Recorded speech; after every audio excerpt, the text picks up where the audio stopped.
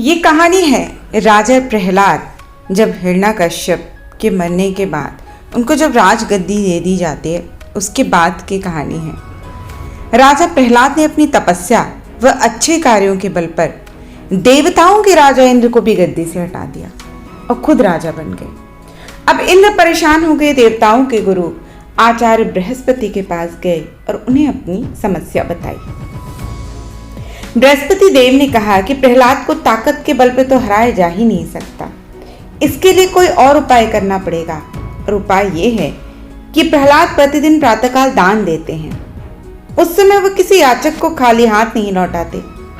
उनके इस गुण का उपयोग करके ही आप उन्हें हरा सकते हैं।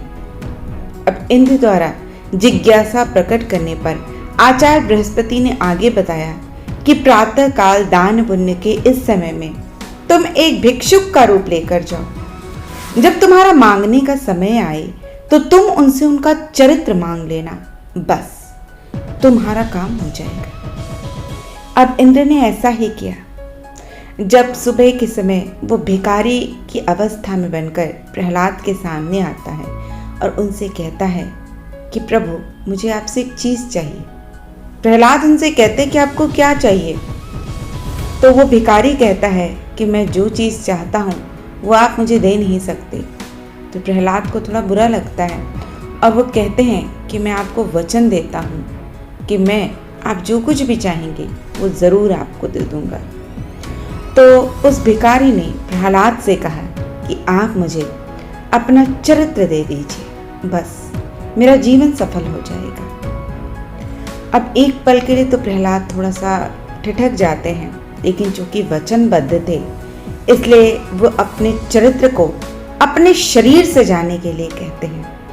जैसे ही वो अपने चरित्र को यह आज्ञा देते हैं, एक तेजस्वी आकृति प्रहलाद के शरीर से निकलती है और उस भिखारी के शरीर में समा जाती है। पूछने पर उसने कहा कि मैं आपका चरित्र हूं और आपके कहने पर ही आपको छोड़कर जा रहा हूं। जैसे ही चरित्र उनके शरीर से जाता है, थोड़ी ही देर बाद प्रहलाद के शरीर में पहले से भी अधिक तेजस्वी एक आकृति निकलती है।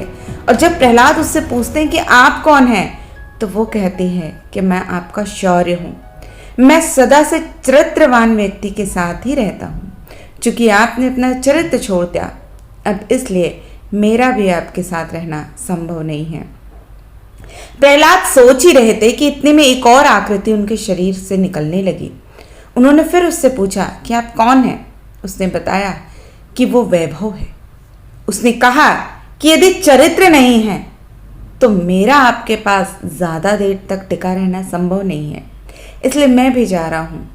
और इस तरह एक एक कर कर प्रहलाद के शरीर से अनेकों ज्योतिपुंज निकले और उस भिखारी के शरीर में समा गए और प्रहलाद निढाल होकर धरती पर गिर गए। और अंत में एक बहुत ही प्रकाशमान पुंज निकला। प्रहलाद ने चौंक कर उसकी ओर देखा और बोला, आप कौन हैं? तो उसने कहा, मैं आपकी राज्य श्री हूँ, अर्थात आपकी राज्य की लक्ष्मी हूँ। चूंकि अब आपके पास न चरित्र है, न शौर्य है, न वैभव है, न तप है, न प्रतिष्ठा है, न संपदा है, इसलिए अब मेरा यहाँ रहने का कोई लाभ नहीं है, इसलिए मैं आपको छोड़कर जा रही हूँ। तो इस तरह से केवल इंद्र ने मात्र प्रहलाद से उनका चरित्र ही मांगा था, लेकिन चरित्र लेते ही उन्होंने प्रहलाद का सब कुछ उनसे छीन लिया। तो दोस्तों याद रखिए, जिंदगी में सबसे बड़ी चीज़ है चरित्र। कहते हैं कि जिस व्यक्ति ने अपना चरित्र खो दिया वो सब कुछ एक न एक दिन जिंदगी में ज़रूर खो देगा, और जिसने अपने चरित्र को बांध लिया वो जिंदगी में हर चीज़ को एक न एक दिन ज़रूर प्राप्त कर लेगा।